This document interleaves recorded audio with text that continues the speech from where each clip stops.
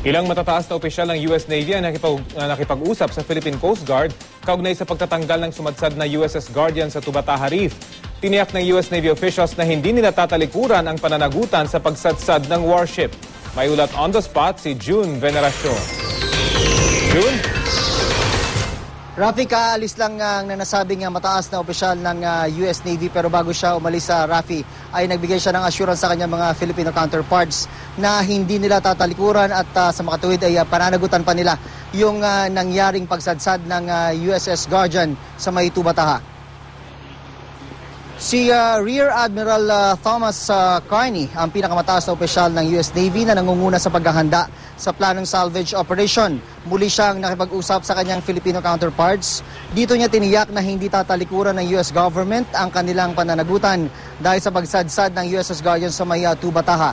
Una nang sinabi ni Pangulong Aquino na dapat pagbayaran ng Amerika ang nangyari sa itinuturing na World Heritage Area. Narito ang pahayag ni Commodore Enrico Efren Evangelista, ang commander ng Task Force Tubataha, tungkol sa meeting nila kay Rear Admiral Thomas Carney. Inassure naman niya na yung sa part nila, sasagutin nila kung anong kailangan nilang sagutin. No? Hindi nila tatalikuran at kung anong nakalagay sa batas natin and regulations with regards to the Tubataha Reef, sasagutin nila. Tuloy-tuloy pa rin ang preparasyon para sa salvage operation. 2 barge na may dalang crane ang inaantay na dumating sa may Tubataha. Kung wala ang mga ito, hindi pwedeng simulan ang salvage operation.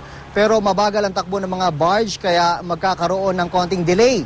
Ang isang barge ay sa February 1 ang dating, ang isa naman ay sa February 2. Sabi ng Task Force Tubataha, nakaalis na papuntang Japan ang ilang non-essential crew ng USS Guardian. Pero nananatili raw sa may Tubataha ang kapitan at iba pang crew ng barko na sasailalim raw sa investigasyon. Yan ay bahagi na rin assurance ni Rear Admiral Thomas Carney. Bukas ay inaasahang ilalatag ng US Navy ang kanilang eksakto at detalyadong plano sa Task Force Tubataha kung paano isasagawa ang salvage operation. Kailangang sang-ayunan ng Task Force Tubataha kung ano man ang eksaktong plano na yan na ilalatag ng US Navy.